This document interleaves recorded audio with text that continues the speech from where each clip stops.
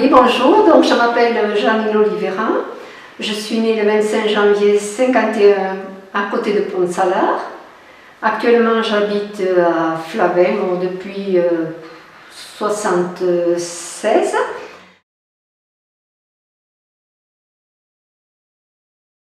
Je suis allée au collège à Pont-Salard, puis je suis allée à l'école à Jeanne d'Arc où j'ai fait des études de comptabilité.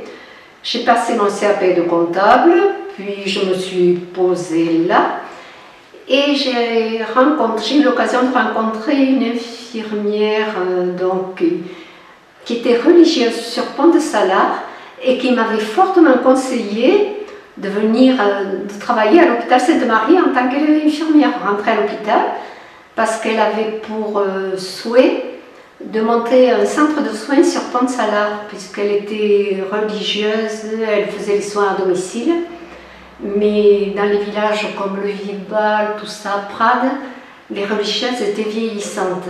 Donc elle m'avait dit, tu fais tes études à l'hôpital Sainte-Marie, ensuite tu vas à Combaret, et on se montera le centre de soins à Pont-Salard et tu viendras travailler à Pont-Salard. Bon, je dis oui, pourquoi pas. Et c'est vrai que le centre de soins s'est monté dans les années 75-76. Mais moi, j'ai posé ma candidature à Sainte-Marie. Début décembre, je crois que j'ai posé. Ça a été très vite. Et bon, j'ai passé les tests. Après, j'ai eu un entretien avec le docteur Joubert. Et je crois qu'on m'a appelé le 12 ou le 13 pour rentrer le 15 décembre 70 à l'hôpital. Donc, je suis rentrée à l'hôpital le 15 décembre. Mais je n'ai pas pu prendre les cours parce que les cours avaient commencé en septembre, donc j'ai fait un an stagiaire. Et voilà, donc je suis rentrée à l'hôpital, ne connaissant rien de ce qu'était la maladie, puisqu'autour de moi, je n'avais pas connu de personnes malades, de ce qu'était la démence, de ce qu'était rien du tout. Donc je suis rentrée là, dans ce service. Le premier service, ça a été un service de personnes âgées, qui s'appelait le premier Angèle. Pour dire. Rentrée le 15 décembre, après une visite succincte de l'hôpital avec une religieuse qui nous faisait visiter un peu la pharmacie, la cuisine, je rentre dans le service, la chef m'accueille et on rentre dans le dortoir et on fait le charge. Alors, deux grands dortoirs, il y avait, je ne sais pas, peut-être une trentaine de patients, bien. Et voilà, on se met à faire le change, mais ce n'est pas les changes actuellement. Il n'y avait pas d'alaises jetables et de gants jetables et tout ça. Alors donc, on commence à découvrir cette patiente. Et les alaises, c'était des draps qui étaient doublés, enroulés d'un côté et en déroulés de l'autre. Bon, enfin, j'ai dit, mais jamais de la vie, j'arriverai, mais bon, pris dans... Ça, c'est fait. Le soir, donc, on mange avec les collègues. Et je travaillais justement avec Marie-Paul Gojal et Colette Trébos, qui était élève. Et après le soir, on me demande d'aller coucher une patiente, c'était une jeune, tout ça, et elle était dans une chambre. Puis elle me dit de mettre une camisole. Alors je te mets cette camisole, et puis elle me dit qu'il faut l'attacher au lit. Mais je trouvais ça horrible. Alors je suis rentrée dans la chambre, elle a émis un son, elle ne parlait pas, j'ai eu peur. Je me suis mise sur le pas de la porte, mais j'ai dit, mais si elles m'ont mis là, c'est qu'elle ne devait pas être dangereuse. Et c'est la première et seule fois que j'ai mis une camisole de force. Ça a été mon bizutage, je crois. Et c'est vrai que cette patiente, elle se mutilait. Alors, elle avait l'habitude, elle avait vécu chez sa maman, et elle attachait toujours les mains derrière le dos. Et d'ailleurs, elle présentait ses mains et on l'attachait les mains. Elle se mutilait, c'était horrible. Voilà mon premier bizutage. J'arrive chez moi, j'ai dit, mais je n'y retournerai pas. Mes parents m'ont dit, tu as voulu y aller parce qu'ils n'étaient pas d'accord que j'y aille. Tu as voulu y aller, tu te débrouilles. Et j'ai continué. Et c'est dans un service où je ne suis plus, vous ne pouvez pas savoir. Donc j'ai fait 16 mois. Et alors là, j'ai appris beaucoup de soins physiques parce que les personnes âgées, les perfusions, soins d'escarres, prévention d'escarres et les toilettes qui se faisaient au lit du patient parce qu'elles étaient gravataires, quoi. Alors on allait à la salle de bain chercher une cuvette, On la mettait sur la table de nuit, on faisait la toilette, on allait vider la cuvette, on prenait. Bon, ça n'a rien à voir avec maintenant, quoi, parce que c'était des dortoirs, quoi. Et dans ce service, il y avait donc, c'était majoritairement des personnalités gravataires, mais il y avait 5 ou 6 patientes qui étaient des chroniques. Alors qui participaient à la vaisselle, qui participaient à mettre le couvert, qui participaient au linge, qui participaient au ménage. Parce qu'il n'y avait ni lave-vaisselle, ni agent hôtelier, ni tout ça. Et c'était leur maison, quoi, un petit peu. Voilà mon premier service. Apparemment, j'ai fait une classe là. Et après, je suis partie dans un service qu'on appelait une division, Mathilde.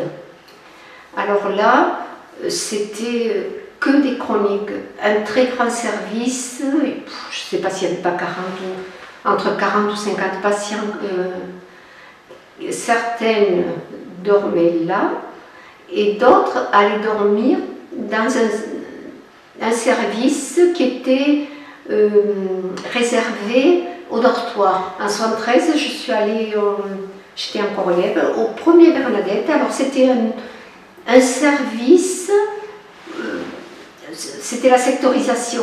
Alors donc des patients d'un peu tous les services étaient venus dans ce service. C'était un service nouveau, quoi. Alors là, on s'y est vraiment plu parce que c'est presque un service qu'on a créé avec des patients qu'on ne connaissait pas et on a tout organisé là. Là, je me suis vraiment plu aussi. Après, je suis allée dans un service d'entrée agitée qui s'appelait le 2e gendarme. Alors là, c'était bien sûr que des chambres individuelles et c'était des grosses pathologies. Il y avait une patiente qui ne sortait pas de sa chambre, elle avait le WC au ras du sol et à force, on est arrivé à la faire manger dans le couloir, à la faire manger plus haut dans le couloir, presque suivant les jours, à manger avec les autres patients, quoi. C'était vraiment... Et après, où c'est que je suis allée? Après, je suis allée à un service Saint-Marc. Alors là, après, il y a eu la mixité, qui a été une bonne chose pour tout, parce que bon, nous étions complémentaires, que ce soit les patients, que ce soit même les collègues de travail, quoi. Donc là, c'était des patients qui beaucoup travaillaient, soit au jardin, soit en cuisine. C'est-à-dire que bon, les légumes étaient cultivés, puis ça faisait partie de la cuisine, quoi. Voilà, après je suis allée, après j'ai fini ma carrière à l'UADO.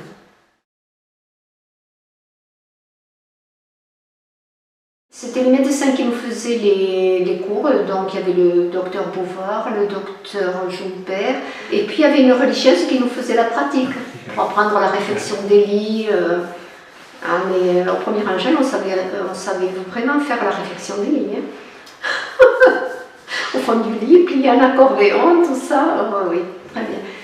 Ma promotion, on devait être une 15, c'était une des promotions qui était des moins nombreuses, et après ça diminuait. Hein.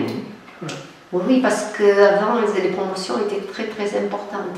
Moi, je vois dans le premier service où je travaillais, donc il n'y avait pas d'agent hôtelier, il n'y avait pas d'aide-soignante, il y avait donc la chef, les infirmières, et on était 3 ou 4 élèves.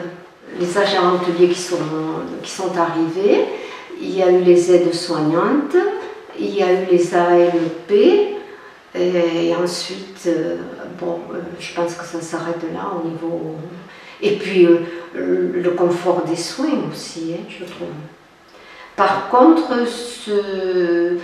moi, ce que je trouve dans ma carrière, l'administratif avait pris le pas sur le médical. Alors, simplement pour exemple, au départ, à l'hôpital, il y avait juste un petit service administratif, il n'y avait pas grand monde, mais le service administratif, le bureau médical, il y avait du monde. Quand j'ai fini ma carrière, le service administratif était grand, très grand, et le service médical bien plus petit. Au début aussi, il y avait une complémentarité, par exemple, même avec les cuisines. Moi, je crois qu'on faisait des activités avec les patients dans le service. On voulait faire une journée crêpe ou un truc comme ça, on téléphonait aux cuisines, on avait la pâte à crêpes, on avait la confiture, sans passer par les procédures. C'est toutes ces procédures il y avait un peu cette liberté, quoi, un peu.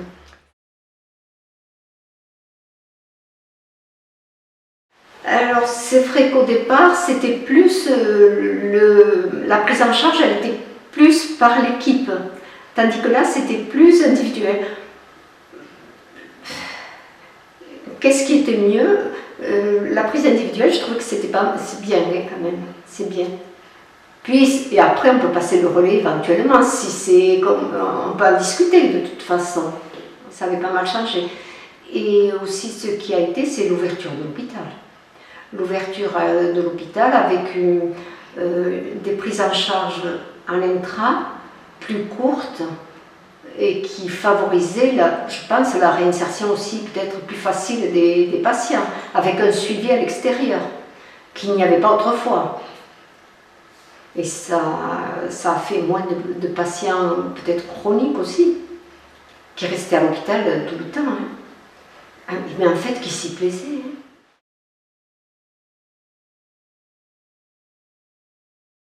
Une patiente était prescrite des électrochocs.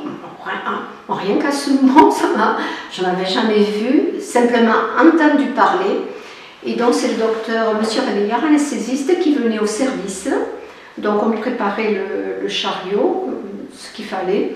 Bon, moi complètement stressée, mais le docteur Réveillard, vraiment, qui a su nous rassurer, nous expliquer la façon dont c'était fait, que c'était pas, c'est sous anesthésie, donc c'était pas, disons, comment dire, violent pour le patient.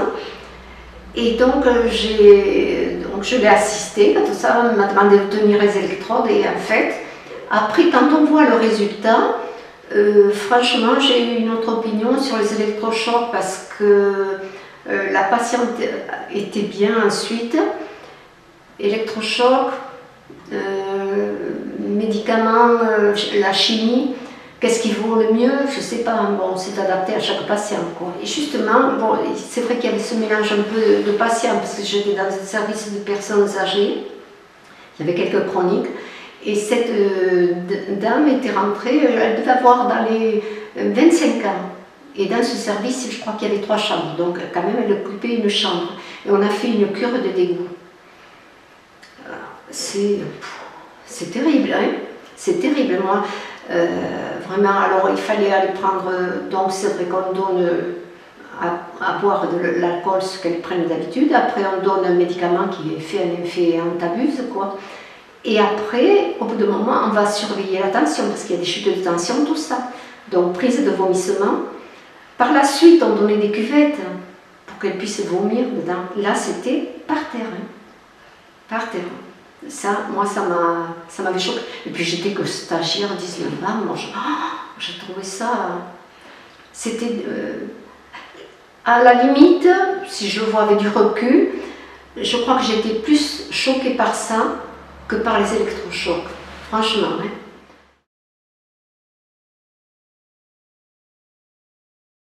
Eux, c'était vraiment le lieu de vie. Nous, il y avait certains patients dans certains services, elles attendaient le matin qu'on arrive pour aller travailler au lavoir, pour aller travailler aux cuisines. Hein. C'était vraiment, c'était pas... Non, non. Après, dans les services, bon, c'est vrai qu'il y avait des trucs occupationnels qui les prenaient bien en charge, qui étaient... Et puis c'est chronique, c'était leur service, c'était leur maison pour certains, mais quand vous rentrez dans un service que vous ne connaissiez pas, si vous ne vouliez pas demander, déranger l'infirmière, par exemple, vous demandez à une patiente, elle vous disait où c'était. Non. Et moi, ce qui m'a choqué au début, quand je ne connaissais pas ce que c'était la démence sénile et tout ça, je rentre dans le service, c'était 4 h l'après-midi, elles étaient dans le petit salon là. Il y avait 2 mamies qui se parlaient, donc bon, je leur dis bonjour, tout ça, mais elles continuent à se parler de choses totalement différentes et elles avaient l'air d'accord. Bon, c'est ce qui m'avait choqué au départ. Bon, à 19 ans, moi, vraiment, je n'avais rien connu de ce que ça pouvait être, quoi.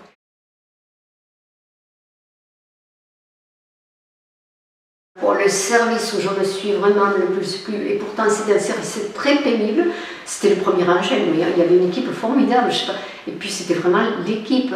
Et au premier Bernadette, parce que le premier Bernadette, c'était après la sectorisation, personne ne se connaissait, on ne connaissait même pas les patients, donc ça a été l'organisation, c'était vraiment super. Hein. Vraiment, C'est vraiment ce que j'ai aimé. Moi, j'ai aimé le travail d'équipe. Je me suis plu là-dedans, quoi. Les 40 années sont passées, je ne les ai pas vu passer, quoi.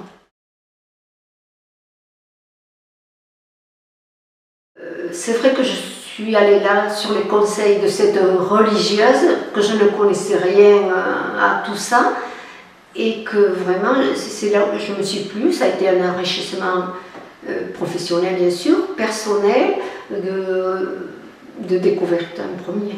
De découverte, mais vraiment, je me suis plu parce que toutes ces activités qu'on a fait, ces sorties en gestion libre là, de patients qui découvraient, qui apprenaient à faire la cuisine, qui nous ont enrichis quelque part, hein, qui nous ont apporté quelque chose aussi. Hein.